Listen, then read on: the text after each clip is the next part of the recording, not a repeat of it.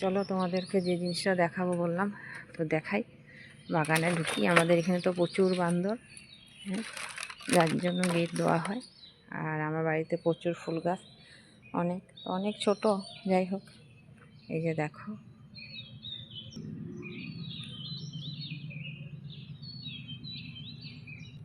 এই যে দেখো, দূরের থেকে দেখাই। তো ফুলবড়িগুলি বড় হয়ে গেছে, আমি কিন্তু কালকে একটা খায় নিছি, তোমাদেরকে দেখাই নাই। আর এত স্বাদ, এটা হিসাব ছাড়া। তো এই যে পায়রা নিমু পূজার জন্য, এই যে দেখো একটা, এটা তো খুব বড় কুল বড়ই, এই যে দুইটা, আর এই যে একটা।